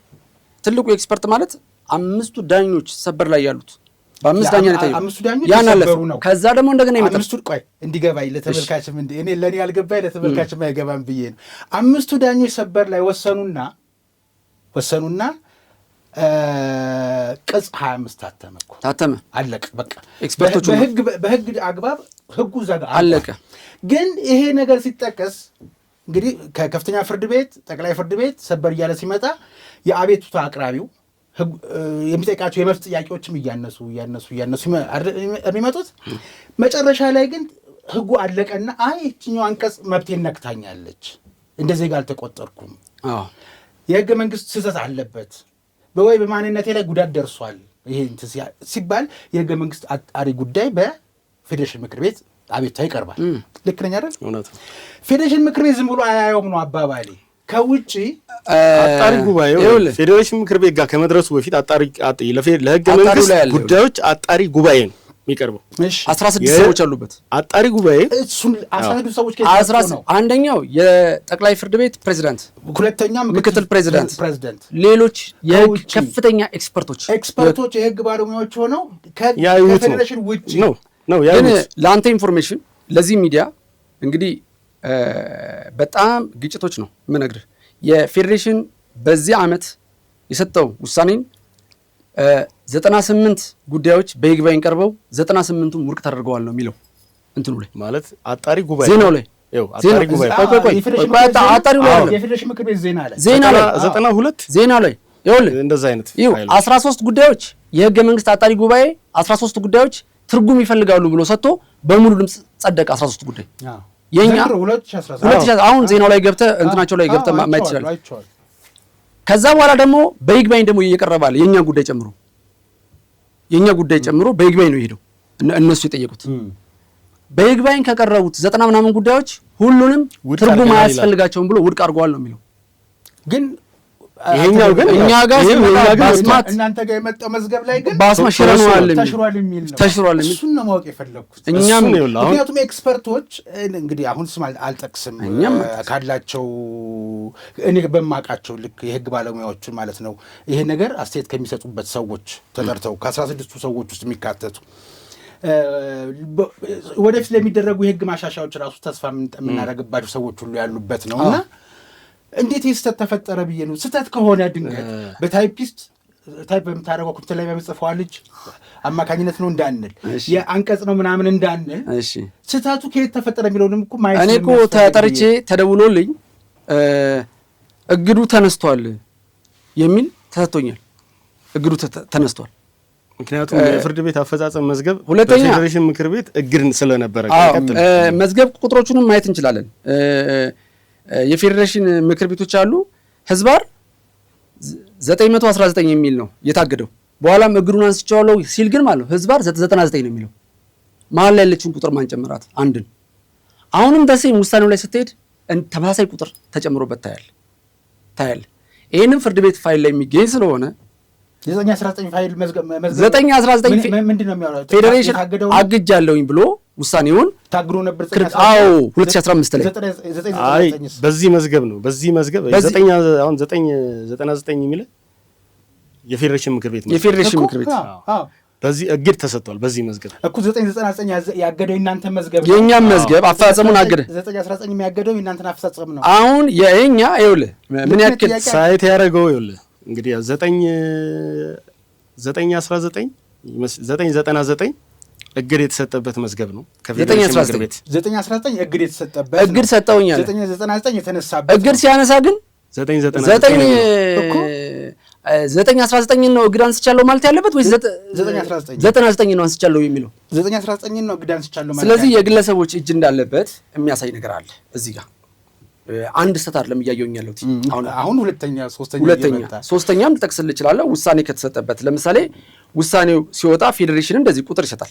አሁን ለምሳሌ ውሳኔውን የሰጠበት ፕሮቶኮል ቁጥር አለው። ለምሳሌ ይሄኛው 1325 ነው። ህዝባር ማለት የው ለፌዴሬሽን አፈጻጸም አፈ ምናምን ብሎ 10 ይሄ ማለት መቼ ነው? መስከረም 30 የወጣ ደብዳቤ ነው። ለኔ ደግሞ እግድ ሲሰጠኝ እንግዲህ 1325 ብያለሁ። ለኔ ደግሞ እግድ ተነስቶልሃል የሚል ደብዳቤ ሲሰጠኝ ምንድነው የሚለው? አንድ ቁጥር ይጨምራል። 13123 ነው የሚለው። አንድ ዲጂት ጨምሮ ማለት ነው። ልክ እንደ በፊቱ መሀል ላይ አንድ ቁጥር ተጨምሮ። ለዚህ ነው በ1323 መሀል ላይ ያለች ሰረዟ ነች አይደለም? ኧረ አይደለም፣ በፍጹም የሚገርም ያማ ገርሞ እርሶ ሚውስት ይሄንን 13 ይሄውና 13123 እያልኩ ነው አይደል? ይሄ ህዝባር ነው እንዴ? ህዝባር አይደለም አይደል? ይሄ እግዱ ላይም አለ። እግዱ ሲነሳ ይሄውና እግዱ የሚለው እኮ ህዝባር 99 ነው። ይሄው ህዝባር 99 ነው የሚለው።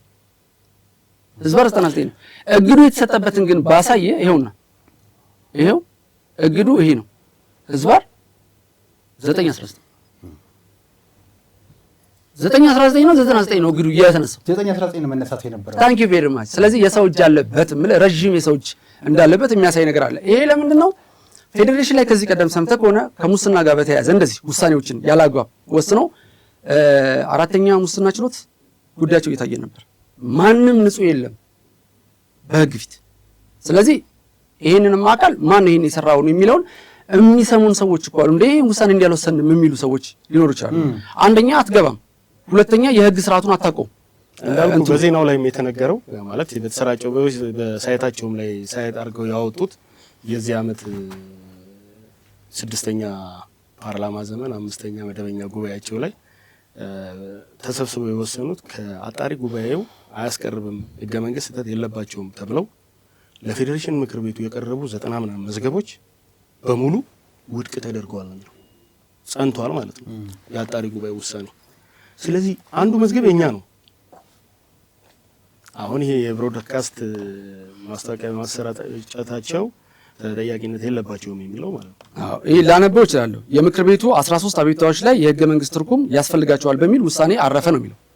ምንድነው? አዎ ዜና ፌዴሬሽን መስከረም 27 ቀን 2018 ዓ.ም በአዲስ አበባ የፌዴራል ፌዴሬሽን ምክር ቤት የህገ መንግስት ጉዳዮች አጣሪ ጉባኤ የህገ መንግስት ትርጉም ያስፈልጋቸዋል በሚል የውሳኔ ሐሳብ ባቀረበባቸውና ትርጉም አያስፈልጋቸውም በሚል ውሳኔ በሰጠባቸው ጉዳዮች ላይ የህገ መንግስት ትርጉም የውሳኔ አፈጻጸም ክትትል ቋሚ ኮሚቴ መርምሮ ባቀረባቸው ውሳኔ ሐሳቦች ላይ የመወያያ ተላልፏል። የህገ መንግስት ትርጉም አጣሪ ጉባኤ የህገ መንግስት ትርጉም ያስፈልጋቸዋል በማለት በ13 ጉዳዮች ላይ ባቀረበው የውሳኔ ሐሳብ ቋሚ ኮሚቴው ጉዳዩን መርምሮ ለምክር ቤቱ ያቀረበ ሲሆን በጉዳዩም ተወያይቶ በቋሚ ኮሚቴው የቀረበለትን የውሳኔ ሐሳብ በሙሉ ድምጽ አጽድቋል። መቼ ነው ይሄ? ኦክቶበር 7 መስከረም 27 መስከረም 27 ስድስተኛ መደበኛ ጉባኤ አምስተኛ መስከረም ነው። መስከረም 27 በዚህ የወጣውን እኮ ነው። አዎ እንትኑን ማሰብ ፈልጌ ነው። ስድስተኛ የስራ ዘመን ማለት ፓርላማው የተከፈተ ስድስተኛ የፓርላማ ዘመን እኮ ከተከፈተ በኋላ የሁለቱ ፌዴሬሽን የሁለቱ ምክር ቤቶች የጋራ ስብሰባ ያደርጉና በ28 እሱ አየ ቀጣለና እንግዲህ በ22 ነው መሰለኝ አይደለም እነሱ አደረገ። ይሄን የሚያዩ ደግሞ በዚህ መቼ ነበር ለእናንተ ውሳኔ የተሰጠው? ፌዴሬሽን ምክር ቤቱ ይሄንን ነገር ያየ እኔ ጥቅምት 5 አካባቢ ነው የተጠራሁት 2000 አዚ 18 ዜና የተሰራው ከዛ በኋላ ከዜናው ከተሰራ በኋላ ዌብሳይታቸው ላይ ገባው። ጥድፊያ ነገር ያለው ቁጥር አይደለም ዌብሳይታቸው ላይ ገባው። ሳይቱ ላይ ያለው መስከረም 27 የቀረበው ዜና ነው። ይሄኛው እሱ አሁን እሳቸው ያነበቡልኝ ዜና መስከረም 27 የፌዴሬሽን ምክር ቤት በይፋዊ ገጹ ያወጣው የተሰበሰበው በ25 ይመስለኛል። የ25ቱ ዜና ነው። ዜና አድርጎ የሰራው በ27 በዕለቱ በተወሰነበት ዕለት ነው የተሰጠው። ይኸውና 92 ጉዳዮች ደግሞ ማለት ነው በይግባኝ የቀረበባቸው ጉዳዮች 92ቱ ጉዳዮች የህግ ትርጉም አይፈልጉም ተብሎ ተዘግቷል።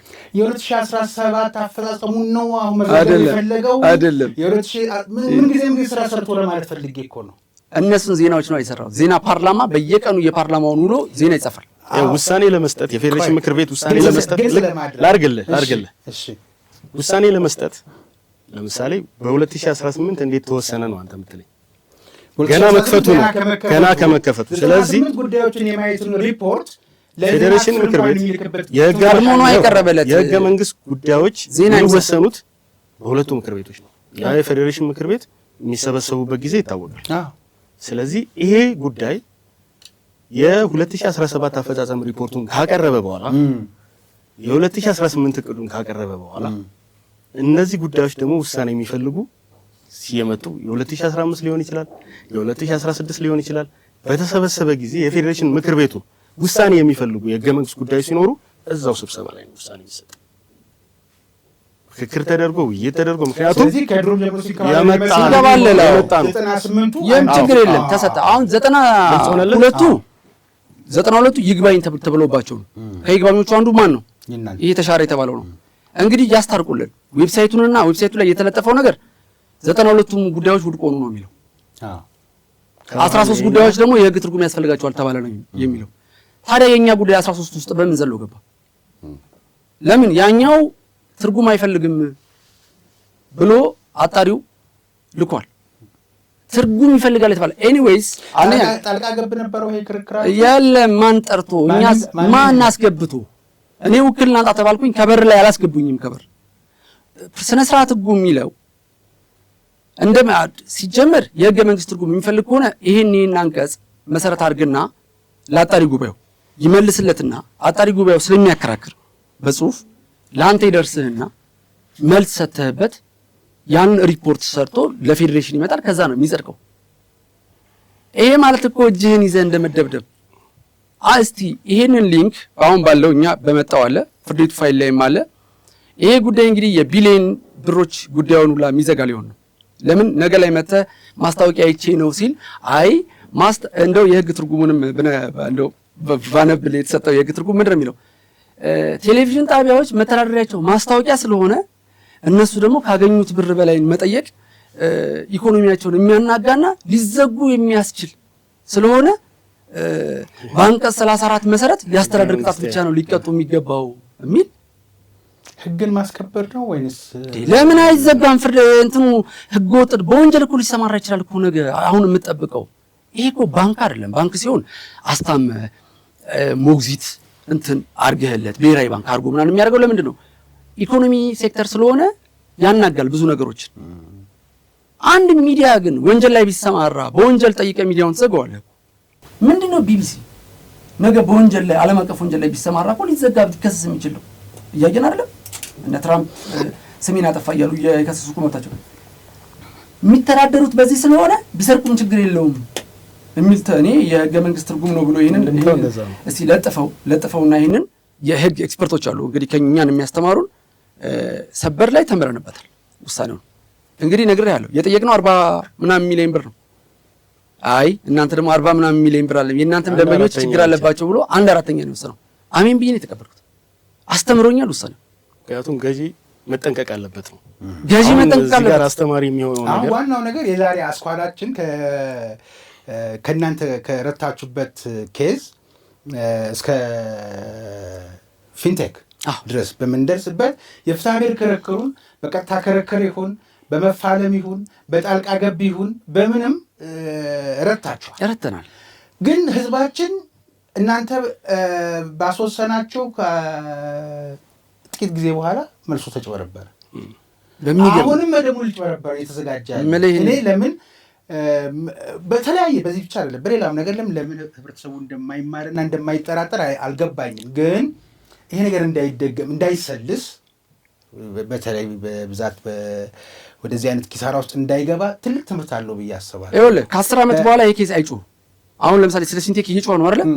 እየደበዘዘን የሚመጣው ጮቱ አሁን ሚዲያው ምናምን ብዙ ሚዲያዎች ላይ እኛን ታገኘን ነበር በፊት በዙና።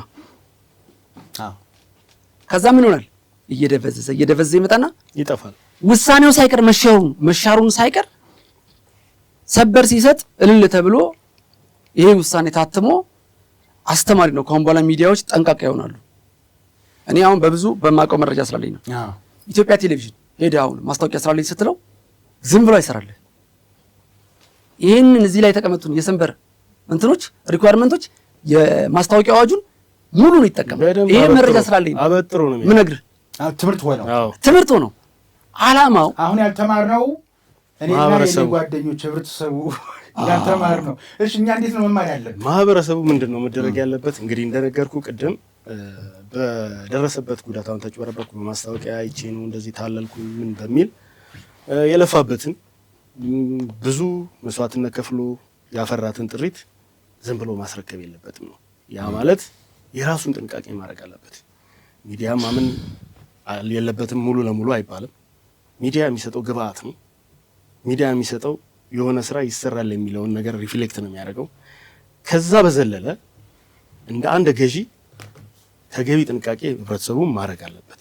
ያ ማለት ሙሉ ለሙሉ ኃላፊነቱ ማስታወቂያ አሰራጮች ላይ ማስታወቂያ አዘጋጅ ላይ ብቻ መሆን የለበትም።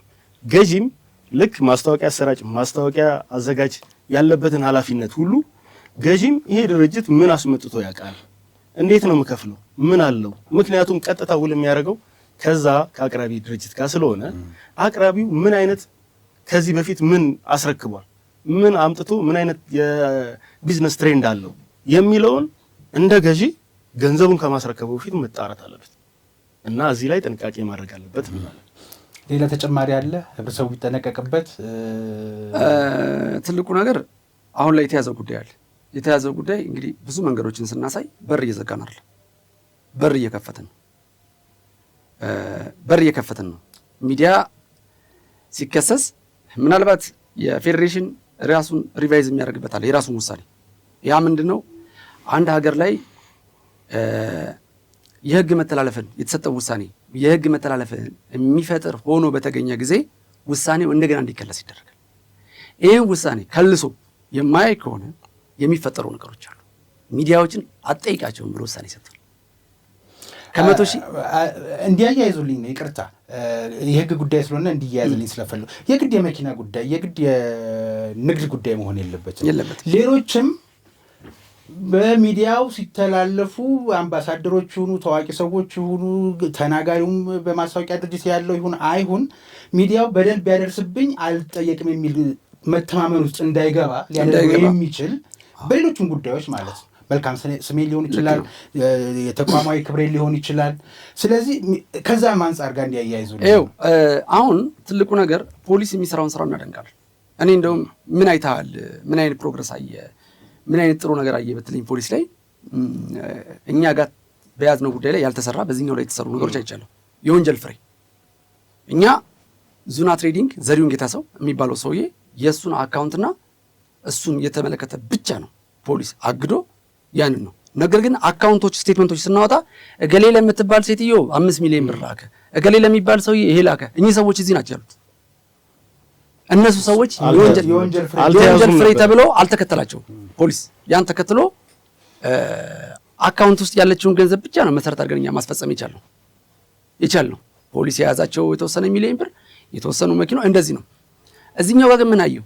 ወደ 600 ሰዎች ከዚህ ወንጀል ጋር ከሲንቴክ ጋር የገንዘብ ስርጭቱን ወደ ማን ገንዘቡን በተነው የሚለውን ተከትሎ አግዷል። ይሄ ትልቅ የምርመራ ሂደቱ ማደጉን የሚያሳይ ፖሊስ ማደጉን የሚያሳይ ፌደራል ፖሊስ ማደጉን የሚያሳይ ነው። የምርመራ በፊት ላይ ለሃለው ደካማ ነው። የምርመራ ሂደቱን አውቶ ማየት ይችላል። የራሱን መዝገብ ደካማ ነው። የወንጀል ፍሬ ሁለተኛ በየቲክቶኩ ዱባይ ወስዳችኋለሁ መንጃ ፈቃድ አውጡ ምናምን እየተባለ ማስታወቂያ ማለት አንድ ሰው 4 ሚሊዮን ተከታይ ወይም 3 ሚሊዮን ተከታይ ባለው እንትን ላይ ይሄን ያክል ብር አስገባችኋለሁ ሲል እያደገች አሁን እቺ የእንቁላሏ ታይም ነች። ፖሊስ እየተከተለ ነው ማፍረጥ ያለበት እንጂ ህዝብ እስኪጮህ ድረስ ፕሮሞሽን ጠብቆ አይደለም መንግስት መስራት ያለበት። ተዘረፍን ሲመጣ የመከላከል ስራውን እንደማለት መስቀል አደባባይ ለምሳሌ ቤተክርስቲያን ይሁኑ ሃይማኖት ሰዎች ይሁኑ አስፈቅዳ ነው አይደል ምታገል ሰላም ነጽታ ተጠይቆ የማንም መኪና ነው እዛ ጋር የደረደርከው ሰርቃስ ቢሆን የደረደርከው የተሰረቀ መኪናስ ቢሆን ሲፈቅድልህ መኪኖቹ አንተ ናቸው ያንተ ምርቶች ናቸው። እስቲ አንታቸው መቼ ነው የገቡት ከጉምሩክ አንታቸው ፈቃጁን እጠይቅሃለሁ እኮ አሰራጭ እኔ ልቀርጽልህ ስል 3 አካል ናቸው አይደል? ማስታወቂያ አስነጋሪው አለ፣ ወኪሉ አለ፣ አሰራጩ አለ አይደል? ስለዚህ እኔ አንተን ለመቅረጽ ይኸው ለነዚህ የምታቸው 10 መኪኖች የኔ ናቸው። ቁጥሩ ምንም ማተር አያደርግም። እኔ 1000 ሰዎች መዝግቤ ለዛሬ የ10 ሰዎች ሊሆን ይችላል ልፈጽም የምችለው። ማስታወቂያን የምጀምረው በ10 ሰዎች ነው።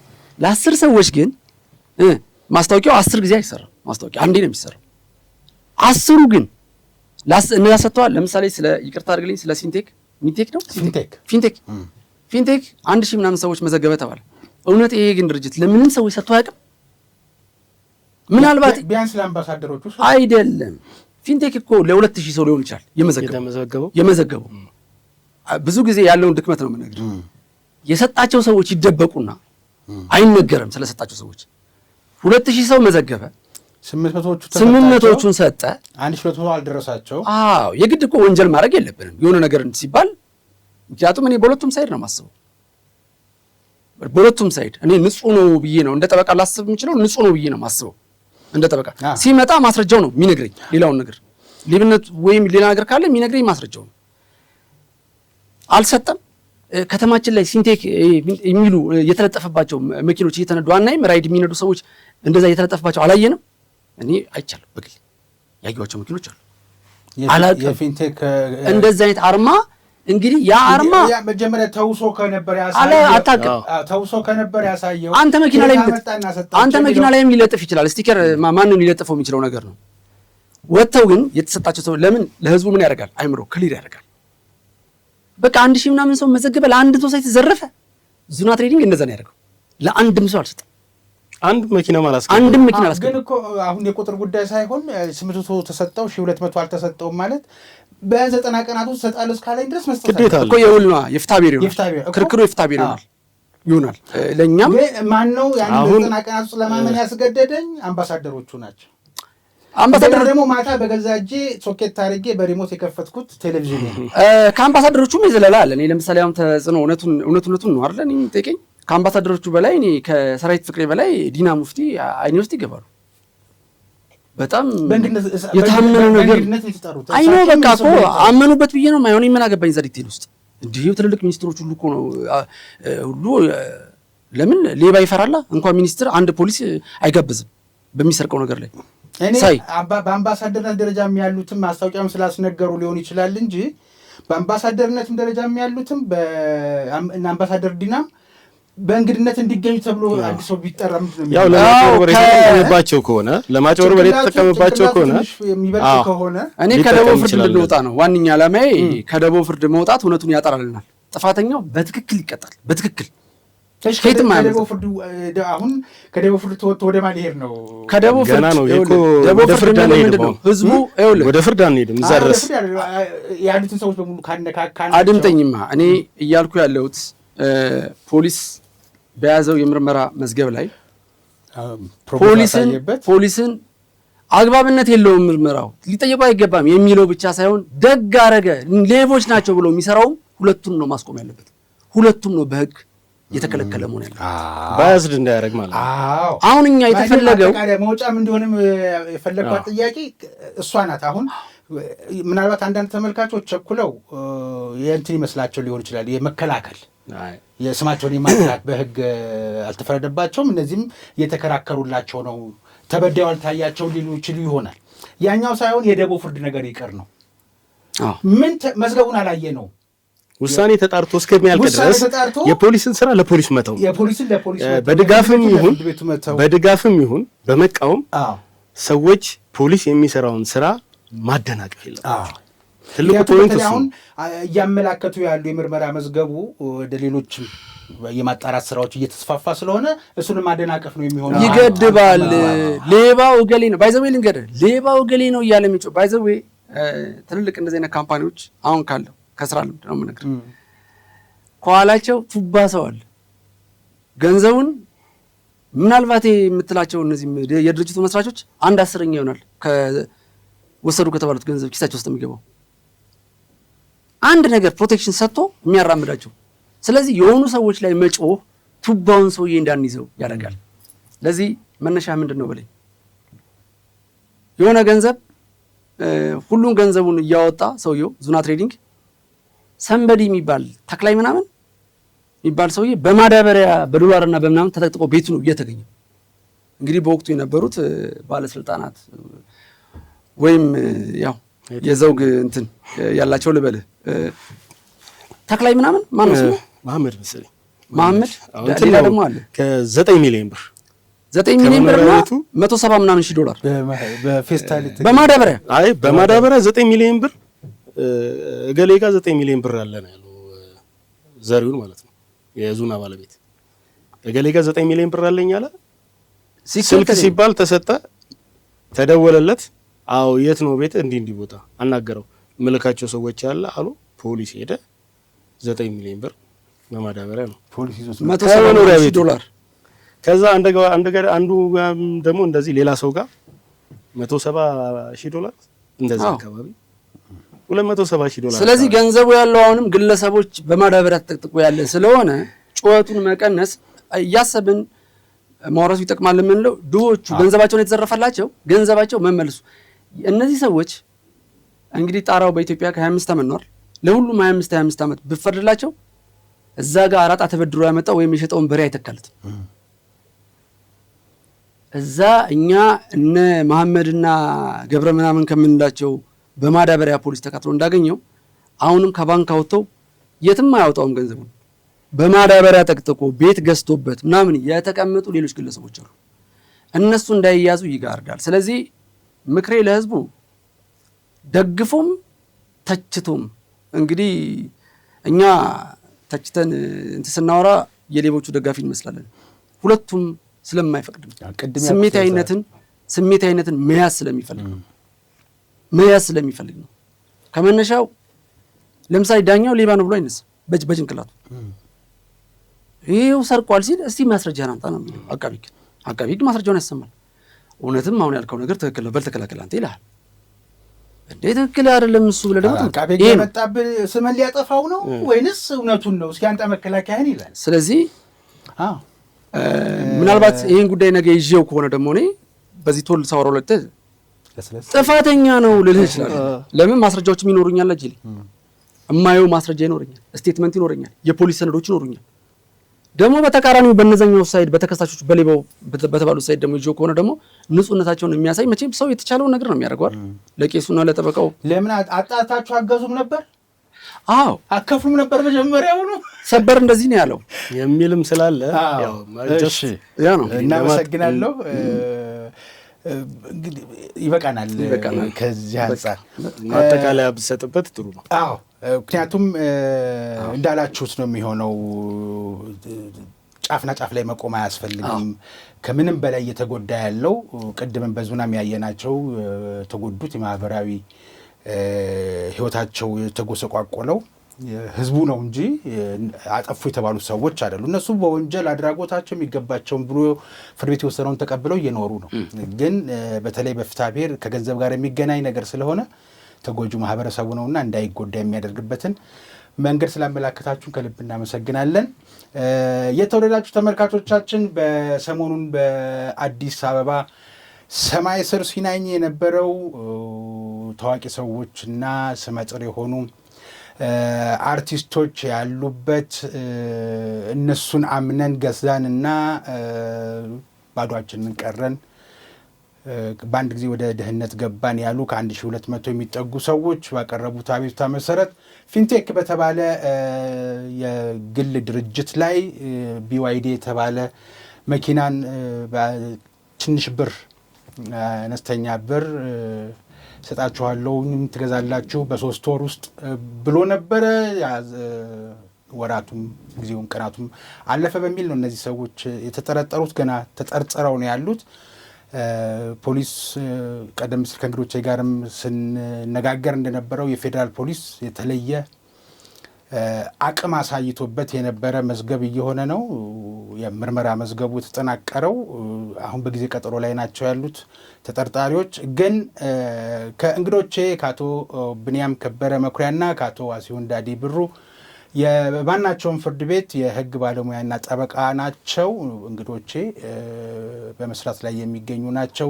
ከዚህ በፊት የዙና ትሬዲንግንና በንግግራችንም በውይይታችንም ያነሱት ሌሎች ጉዳዮችም በእርቅ ያለቁትንም ጭምር ከዚሁ ከመኪና ማስመጣት ጋር በተገናኘ ስማቸው ተነስቶ የነበሩ ሰዎችን ጉዳይ ሲመለከቱ የነበሩና ተከራክረውም ነፃ ያወጡ በተበዳይም ጎን የቆሙ በሱ ሰዎች ናቸው።